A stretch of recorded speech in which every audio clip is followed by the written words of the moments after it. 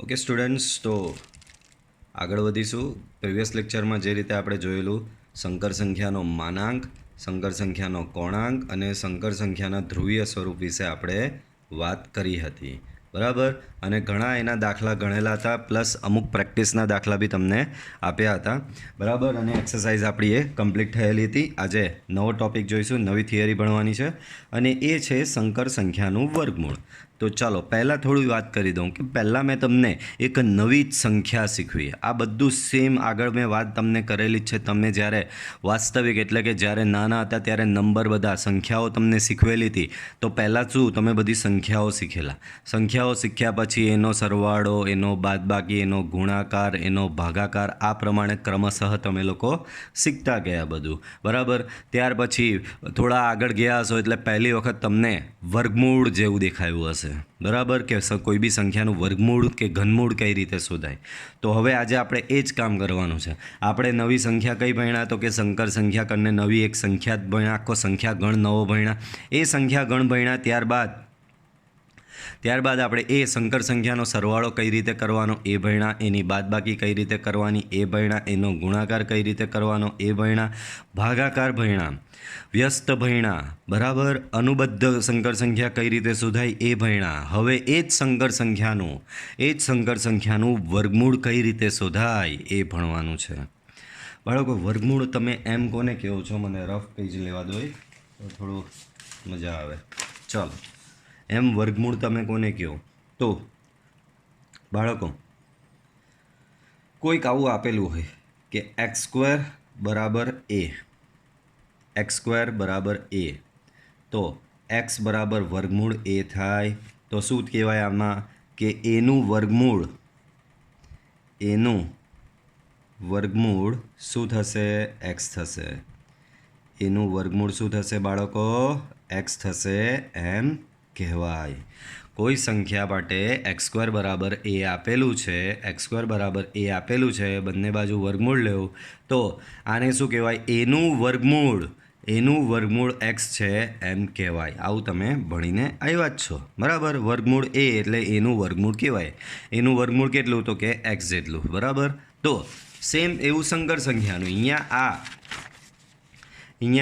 આ એક્સ અને એ જે છે એ શું છે? તમારી વાસ્તવિક સંખ્યા છે, બરાબર. અહીંયા એક્સ અને એ શું છે? વાસ્તવિક, બરાબર. વાસ્તવિક સંખ્યાનું વર્ગમૂળ તમે શોધ્યું, બધું વાસ્તવિકમાં તમારો જવાબ આવતો હતો, બરાબર. હવે આપણે સંકર સંખ્યાનું વર્ગમૂળ શોધવાનું છે. તો જુઓ, સેમ એ જ કન્સેપ્ટ.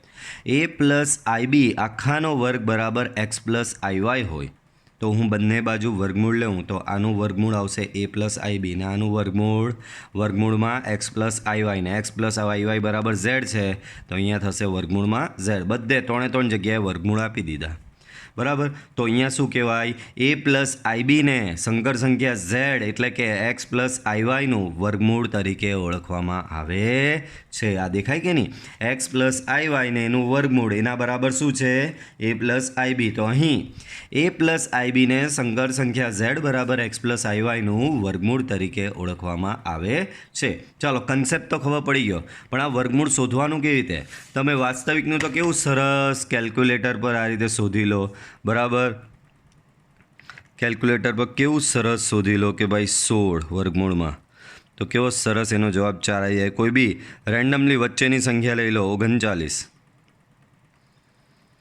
તો 39નું વર્ગમૂળ કેવું આવી જાય? ચકાચક આ રીતે, બરાબર. તો વર્ગમૂળ તમે કેવું સરસ રીતે તમે શોધી કાઢો છો, બરાબર. પણ સંકર સંખ્યામાં થોડી આવી રીતે કેલ્ક્યુલેટર ચાલવાનું છે તમારું, બરાબર. કેલ્ક્યુલેટર પર તમે સાદું કેલ્ક્યુલેટર વાપરતા હશો તો સાદા કેલ્ક્યુલેટરમાં બી વર્ગમૂળ તો આવે જ છે, બરાબર. તો સંકર સંખ્યામાં કેલ્ક્યુલેટર આવશે નહીં, બરાબર. એની એક મેથડ છે. તો જુઓ, એ મેથડ કોના પર આધાર રાખે? તો તમને જે સંકર સંખ્યા આપેલી, તમારી સંકર સંખ્યા કઈ છે? ઝેડ બરાબર એક્સ પ્લસ આઈવાય. બાળકો, આ એક્સને આપણે શું કહીએ? વાસ્તવિક ભાગ કહીએ, વાયને આપણે કાલ્પનિક ભાગ કહીએ છીએ. એક્સ તમારો વાસ્તવિક ભાગ છે, વાય કાલ્પનિક ભાગ છે. તો સંકર સંખ્યાનું જે વર્ગમૂળ છે એ સંકર સંખ્યાના કાલ્પનિક ભાગ પર આધારિત છે. તો કઈ રીતે? જો કાલ્પનિક ભાગ ગ્રેટર ધેન 0 હોય જો કાલ્પનિક ભાગ એટલે કે y ગ્રેટર ધેન 0 હોય, કાલ્પનિક ભાગ y ગ્રેટર ધેન 0 હોય તો x પ્લસ આઈવાયના વર્ગમૂળ એટલે કે સંકર સંખ્યા જે z બરાબર x પ્લસ આઈવાય છે એનો કાલ્પનિક ભાગ y જો ધન હોય એટલે કે y ગ્રેટર ધેન 0 હોય તો x પ્લસ આઈવાયનું વર્ગમૂળ થશે, x પ્લસ આઈવાયના વર્ગમૂળ થશે પ્લસ ઓર માઇનસ કૌંસમાં જુઓ વર્ગમૂળમાં મૂળ z plus X by 2 plus I વર્ગમૂળમાં મૂળ z માઇનસ એક્સ બાય 2 બરાબર એક્સ પ્લસ આઈવાયના વર્ગમૂળ શું થશે બાળકો? પ્લસ ઓર માઇનસ કૌંસમાં વર્ગમૂળમાં મૂળ z plus X by 2 plus I વર્ગમૂળમાં મૂળ z માઇનસ એક્સ બાય 2 બરાબર. તો આ પ્રમાણે તમને સંકર સંખ્યાના અહીંયા વર્ગમૂળ મળી જશે બરાબર. એના માટે તમારે શોધવાની શું જરૂર? જો બધું સંકર સંખ્યાના કાલ્પનિક ભાગ પર આધાર રાખે. જો કાલ્પનિક ભાગ ધન હોય તો આ સંકર સંખ્યાના વર્ગમૂળ થશે, કાલ્પનિક ભાગ ઋણ હોય તો સંકર સંખ્યાના વર્ગમૂળ આ થશે. આગળ પ્લસ ઓર માઇનસ કેમ કહેવામાં આવે છે? તો કે તમને બી ખબર છે કે જ્યારે વર્ગમૂળ શોધવાનું એક્સ સ્ક્વેર બરાબર 9 હોય તો વર્ગમૂળ લેવું તો એક્સ બરાબર પ્લસ ઓર માઇનસ 3 તમે લેવો છો, ખબર છે ને?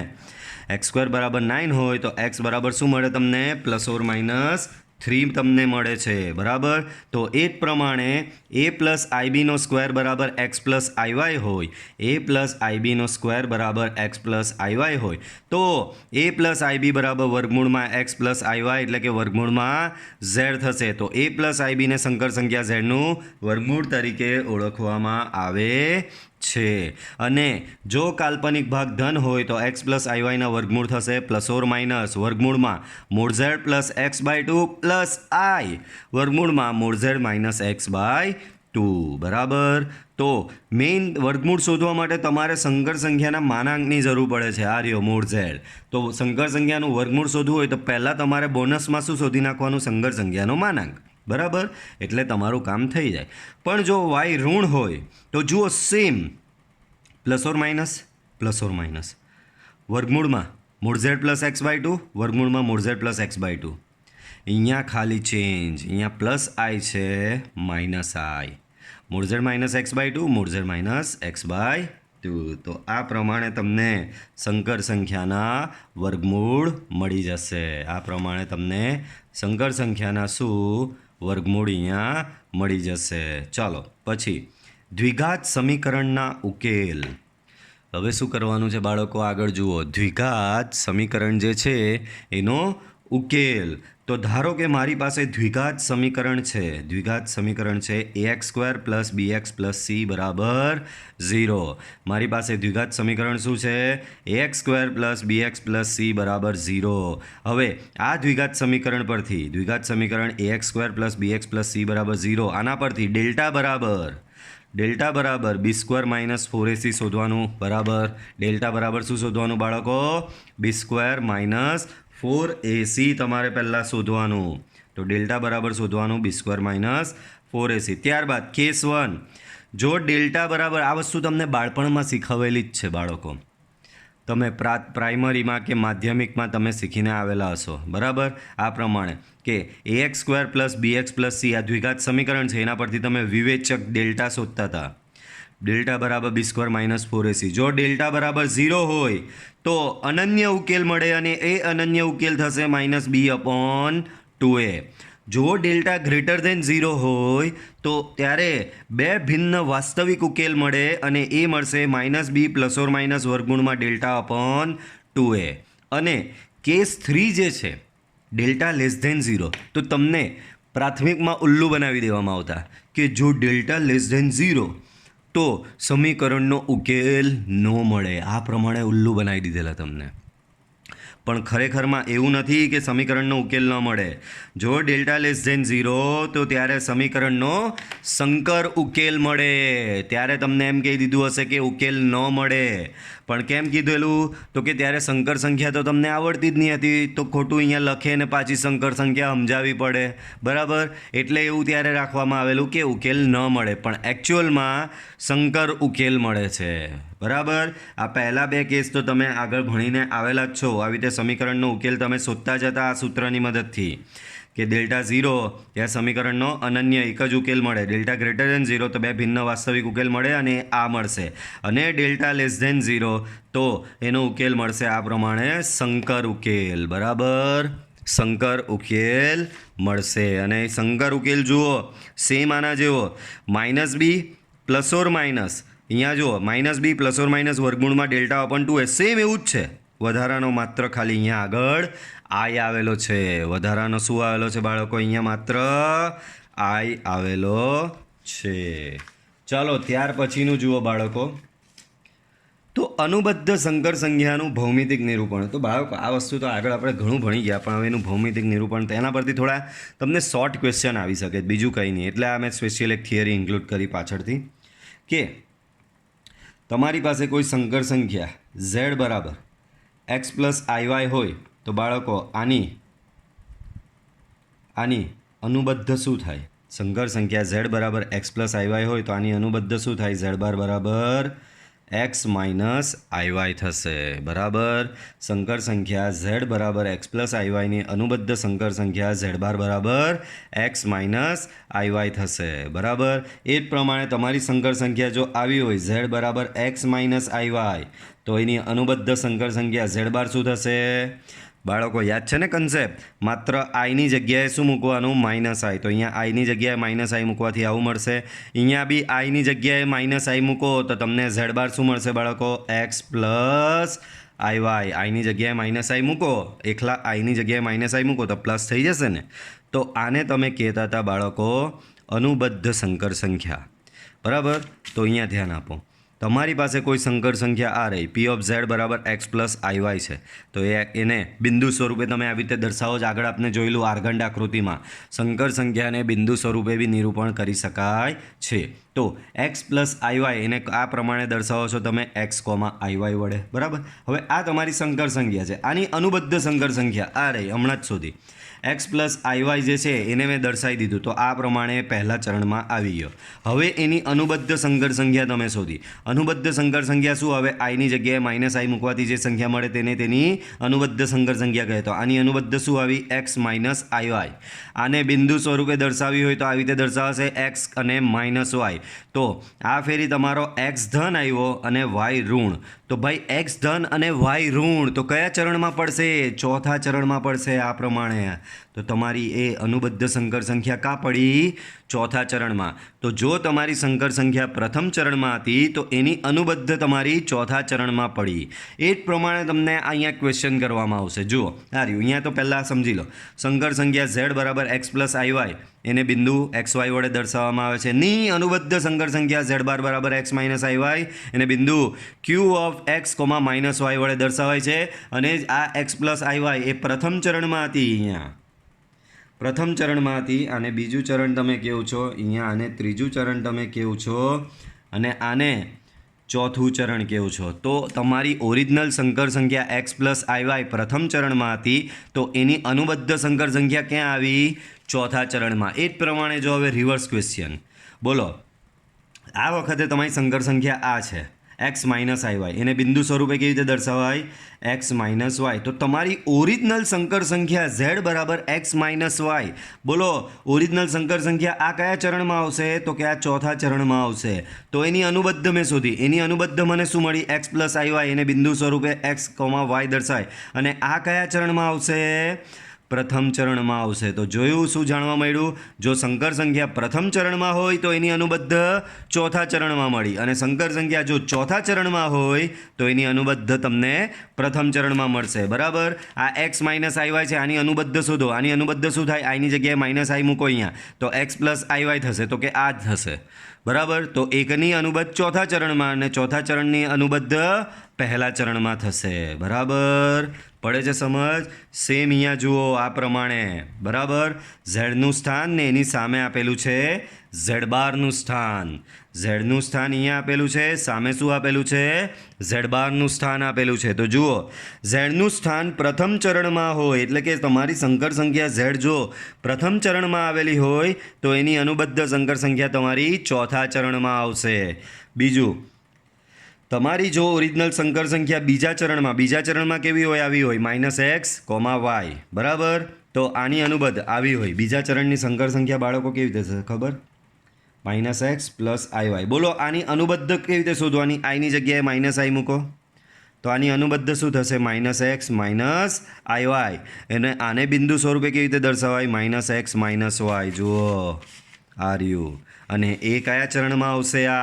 તો આ ઓરિજિનલ તમારી હતી બીજા ચરણમાં, અને આ જે આવી એ કયા ચરણમાં આવી? ત્રીજા ચરણમાં. કેમ? x અને y બંને ઋણ. તો ઓરિજિનલ સંકર સંખ્યા બીજા ચરણમાં હોય તો એની અનુબદ્ધ ત્રીજામાં. એ જ પ્રમાણે આગળ જુઓ. ઓરિજિનલ સંકર સંખ્યા જો ત્રીજા ચરણમાં હોય તો એની અનુબદ્ધ થશે એની ઉપર બીજા ચરણમાં. સિમ્પલ લેંગ્વેજમાં યાદ રાખો તો બહુ જ સિમ્પલ છે. સંકર સંખ્યા જો પહેલા ચરણમાં હોય તો એની અનુબદ્ધ ચોથામાં, અને જો સંકર સંખ્યા ચોથામાં હોય તો એની અનુબદ્ધ પહેલામાં. ઉપર નીચેનો ફરક છે, બરાબર? પહેલાની ચોથામાં અને ચોથાની પહેલામાં. એ જ પ્રમાણે જો સંકર સંખ્યા બીજા ચરણમાં હોય તો એની અનુબદ્ધ થશે ત્રીજું ચરણ, ને એ જ પ્રમાણે જો સંકર સંખ્યા ત્રીજા ચરણમાં હોય તો એની અનુબદ્ધ થશે બીજા ચરણમાં. બરાબર? પડી સમજ બાળકો? તો આ પ્રમાણે તમે અનુબદ્ધ સંકર સંખ્યાનું ભૌમિતિક નિરૂપણ કરી શકો છો.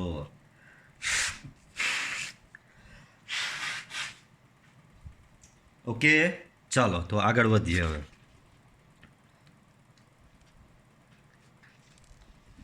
ઓકે, તો આગળ એક સરસ મજાની થિયરી છે. આ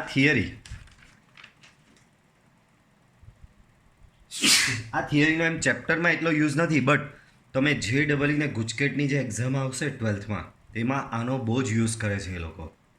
તમારી ટેક્સ્ટબુકમાં બી આપવામાં આવી નથી, તેમ છતાં આનો યુઝ કરવામાં આવે છે.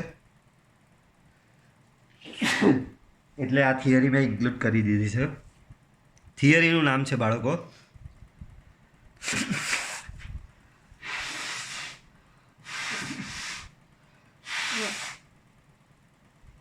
થિયરીનું નામ છે એકના ઘનમૂળ. થિયરીનું નામ શું છે? એકનું ઘનમૂળ. તો ધ્યાન આપજો બાળકો. હમણાં આપણે શું શોધ્યું? સંકર સંખ્યાનું વર્ગમૂળ શોધેલું.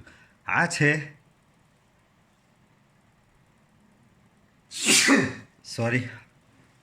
આ છે હવે એકનું વર્ગમૂળ. હવે જો એક સવાલ, x² = 9 હતું તો વર્ગમૂળ તમને શું મળ્યું?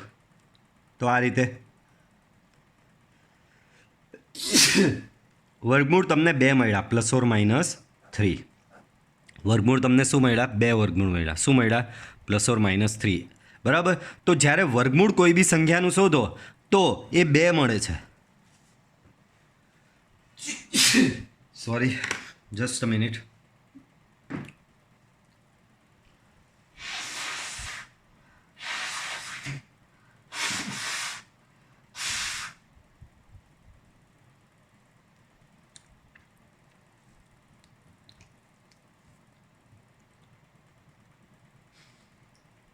તો કોઈપણ સંખ્યાના વર્ગમૂળ તમને કેટલા મળે છે? તો વર્ગમૂળ 2 મળે છે. વર્ગમૂળ તમને 2 મળે છે. તો તમે અત્યાર સુધી કેવું કરતા હતા કે x³ = 1 તો આનું વર્ગમૂળમાં 1 = 1. તો વર્ગમૂળમાં ઘનમૂળ, દિમાગ ખરાબ થઈ ગયું શીખવામાં. x³ = 1 છે તો x બરાબર ઘનમૂળમાં 1 ને 1નું ઘનમૂળ થશે બાળકો 1. તો અત્યાર સુધી તમે આવું કરતા આવ્યા, બટ એકચ્યુઅલમાં આ 1નું ઘનમૂળ તમને શીખવવામાં આવેલું ખાલી આટલું જ કે 1નું ઘનમૂળ 1 જ થાય, પણ એકચ્યુઅલમાં 1ના 3 ઘનમૂળ મળે છે. બરાબર? એક ઘનમૂળ તો આ ફિક્સ છે. જો તમે શું શીખ્યા, નવા પેજ પર લઈએ, કન્ફ્યુઝન નહીં થાય, કે x³ = 1 છે તો એનો મતલબ x બરાબર 1નું ઘનમૂળ થશે. બરાબર? તો 1નું ઘનમૂળ તમને 1 મળતું હતું. આ સાચી વાત છે, 1નું એક ઘનમૂળ 1 થાય છે, પણ 1ના આ સિવાય બીજા 2 ઘનમૂળ પણ છે જે તમને શીખવવામાં આવ્યા નથી. બોલો કેમ શીખવવામાં નહીં આવ્યા હશે? તો કે એટલે જ શીખવવા નહીં આવ્યા કે બાકીના જે 2 ઘનમૂળો છે એ બંને ઘનમૂળો જે છે એ સંકર ઘનમૂળો છે. એ તમારા સંકર ઘનમૂળો છે, બરાબર. એટલે તમને શીખવવામાં આવ્યા નથી. તો યાદ રાખો, એકના કેટલા ઘનમૂળ છે? તો એકના 3 ઘનમૂળો મળે છે. એક વાસ્તવિક ઘનમૂળ 1 અને એ સિવાય બાકીના 2 સંકર ઘનમૂળ મળે છે. તો ધ્યાન આપો. તો અહીંયા જુઓ, સંખ્યા એકના કુલ 3 ઘનમૂળો મળે છે. સંખ્યા એકના કુલ કેટલા ઘનમૂળો મળે? 3 ઘનમૂળો મળે. એક વાસ્તવિક ઘનમૂળ મળે અને 2 સંકર ઘનમૂળ મળે. સંખ્યા એકના 3 ઘનમૂળ મળે છે, એક વાસ્તવિક ઘનમૂળ અને 2 સંકર ઘનમૂળ મળે છે. તો જુઓ, એકના 3 ઘનમૂળો કયા છે? તો નીચે મુજબના છે. તો એકનું એક ઘનમૂળ મળશે, એક પોતે, જે તમને બાળપણથી શીખવવામાં આવ્યું છે. હમણાં જ આપણે જોયું એકનું ઘનમૂળ 1. એકનું બીજું ઘનમૂળ તમને મળશે ઓમેગા બરાબર, અને ઓમેગા બરાબર -1 પ્લસ √3i/2. તો જો આ સંકર છે એટલે તમને શીખવવામાં આવ્યું નથી, બરાબર. એટલે તમને શીખવવામાં આવ્યું નથી. અને એકનું ત્રીજું ઘનમૂળ, એનું નામ આ જ કમ્પલસરી ઓમેગા સ્ક્વેર. બીજા ઘનમૂળનું નામ ઓમેગા, ત્રીજા ઘનમૂળનું નામ ઓમેગા સ્ક્વેર. ઓમેગા સ્ક્વેર જ નામ કેમ રાખવામાં આવ્યું છે આગળ પોઈન્ટમાં છે, પણ તમારે યાદ રાખવાનું કે એકના 3 ઘનમૂળો છે. એક ઘનમૂળ છે એક ઘનમૂળ ઓમેગા, જેની કિંમત છે -1 પ્લસ √3i/2. બીજું છે ઓમેગા સ્ક્વેર, જેની કિંમત છે -1 √3i/2. તો આ બે એકના જે ઘનમૂળો છે એ સંકર ઘનમૂળો છે, બરાબર. આ બે ઘનમૂળો છે એ સંકર. વેરીફાઈ તમારે કરવું હોય કે આ એકનું ઘનમૂળ છે જ, તો તમારે રફમાં, મેં તમને આ સંકર સંખ્યામાં શીખવેલું, રફમાં બાળકો x³ બરાબર 8 હોય, એનો મતલબ x બરાબર 8નું ઘનમૂળ, x બરાબર 8નું ઘનમૂળ, 8નું ઘનમૂળ 2. ભાઈ x બરાબર 2 એટલે કે 8નું ઘનમૂળ 2 થાય. એનો મતલબ આ 2નો તમે ઘન કરો તો એ 8 થાય જ છે. 8નું ઘનમૂળ 2 તો 2નો ઘન 8. તો એ જ પ્રમાણે અહીંયા શું કહેવામાં આવે છે બાળકો, કે એકનું ઘનમૂળ આયરું આ છે -1 પ્લસ √3i/2. આ એકનું ઘનમૂળ તમારું -1 પ્લસ √3i/2 છે. એનો મતલબ 8નું ઘનમૂળ 2 હતું તો 2નો ઘન 8 થયો. તો હવે એકનું ઘનમૂળ આ છે, તો -1 પ્લસ √3i/2 નો ઘન, આનો જવાબ તમારે 1 લાવવાનો. હવે આનો જવાબ મેં તમને શીખવેલો જ છે બાળકો. આ ઘન અંદર આપો તો બોલો, પહેલાં તો છેદના 2ને લાગે તો એ 8 થઈ જશે, અને અહીંયા બચશે -1 પ્લસ √3i નો ઘન. હવે ઘનની ફોર્મ્યુલા મેં આ ચેપ્ટરમાં ઘણીવાર ટકોર કરીને કીધું છે કે તમારે યાદ રાખવાની જ હતી. અહીંયા તમારે a પ્લસ બીના ઘનની ફોર્મ્યુલા લગાવવાની. તો એની ફોર્મ્યુલા શું છે? એનો ઘન પ્લસ બીનો ઘન પ્લસ 3a એટલે કે -1b એટલે કે √3i બ્રેકેટમાં -1 પ્લસ √3i, બરાબર. તો આનો ઘન તમારો આ રીતનો થશે, બરાબર. આનું તમારે જાતે સાદુરૂપ આપવાનું છે, જે આગળ આપણે સંકર સંખ્યાના સ્ટાન્ડર્ડ સ્વરૂપમાં શીખેલા જ છે. અને આનો જવાબ તમારે શું લઈ આવવાનો? 1. આ તમારે જાતે પ્રેક્ટિસ કરવાની રહેશે, બરાબર. તો એકનું ઘનમૂળ આ છે, એનો મતલબ આનો ઘન કરો તો જવાબ 1 આવવો જોઈએ.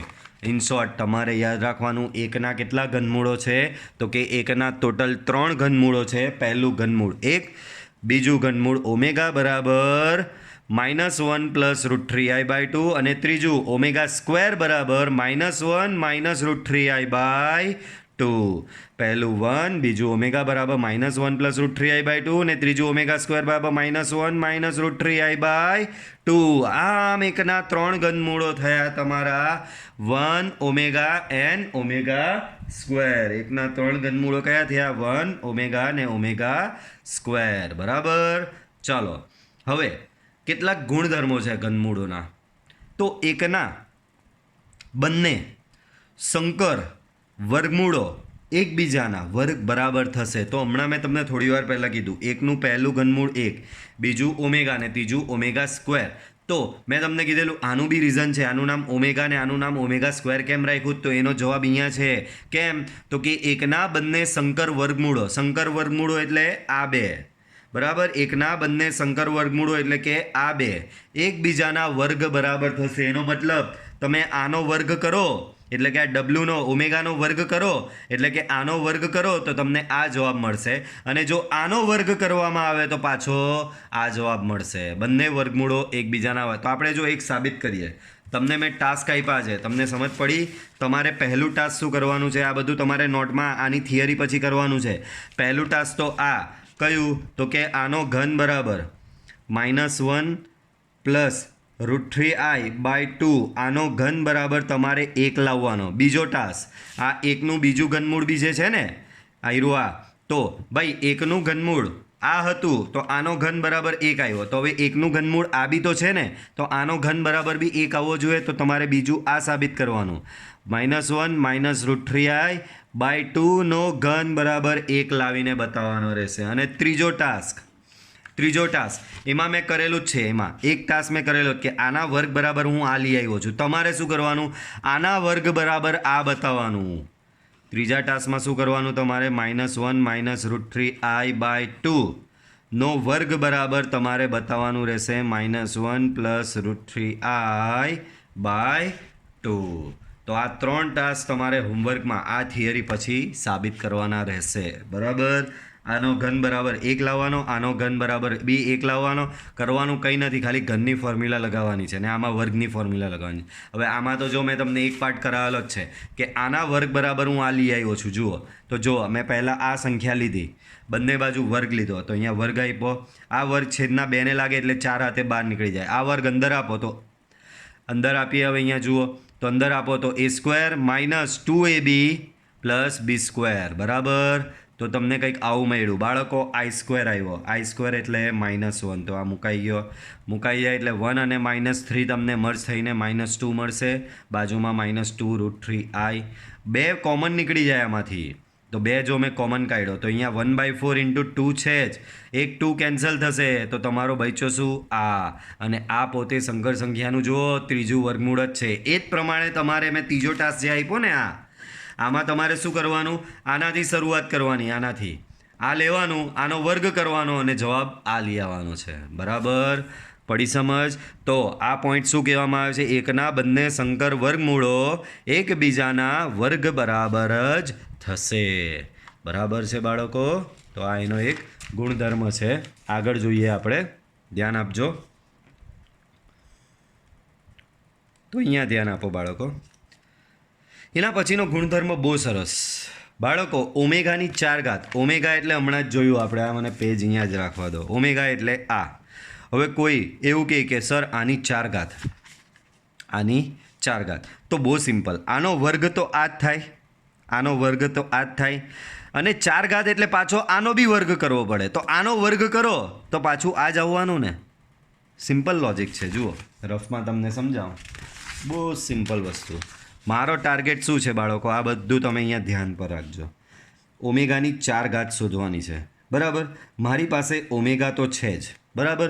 હું ઓમેગાનો વર્ગ કરું તો મને શું મળે છે, આ મળે. ઓમેગાનો વર્ગ મને શું મળે, આ -1 √3i/2. પણ મારે ઓમેગાનો વર્ગ નહીં, આ તો મારો ઓમેગાનો વર્ગ થયો.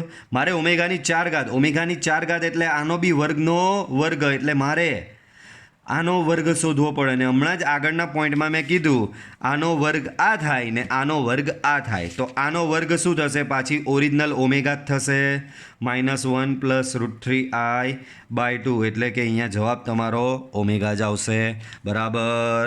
તો યાદ રાખો શું જાણવા મળ્યું, ઓમેગાની 4 ઘાત બરાબર પાછો ઓમેગા જ આવે. અને અહીંયા મેં અલગ રીતે પાછો સાબિત કરેલો. ધ્યાન આપો. જો બહુ સહેલી રીતે. ઓમેગાની 4 ઘાત એટલે આવું લખી શકાય, ઓમેગાનો ઘન ઇન્ટુ ઓમેગા.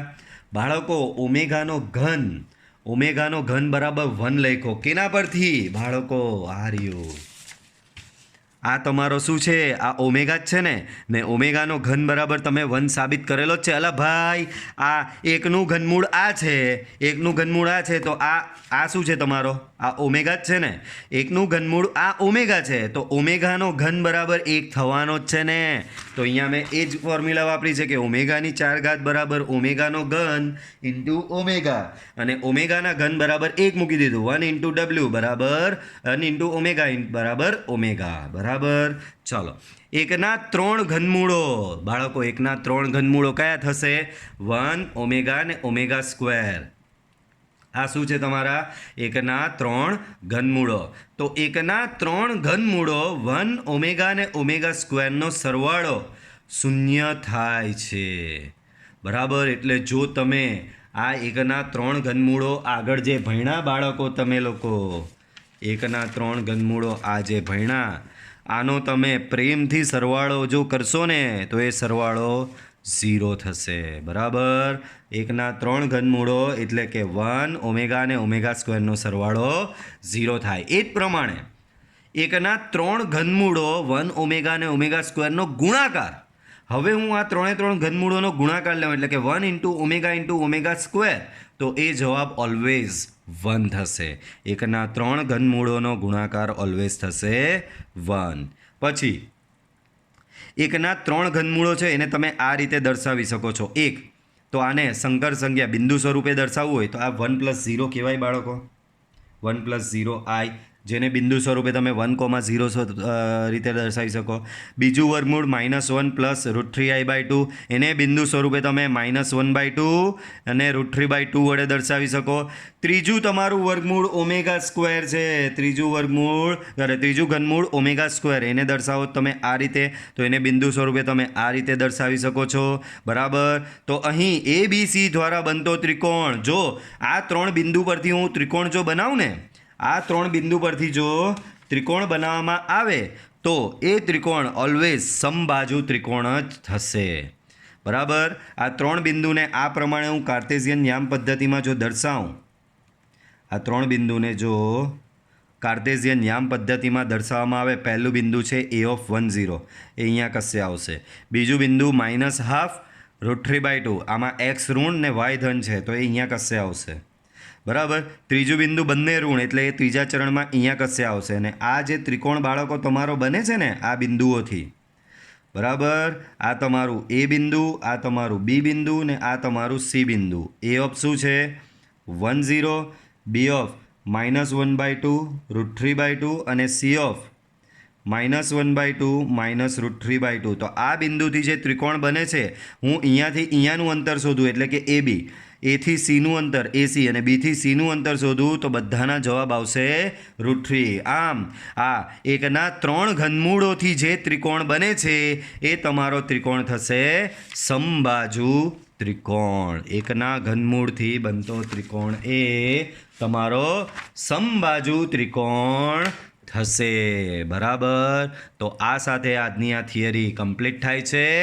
આપણે નેક્સ્ટ લેક્ચરથી પાછા આના પરથી જે દાખલાઓ છે એ દાખલાઓ જોઈશું. વિડીયો જો પસંદ આવ્યો હોય તો વિડીયોને લાઈક કરવાનું ભૂલતા નહીં. બરાબર. મળીશું પાછા આપણે નેક્સ્ટ વિડીયો લેક્ચરમાં.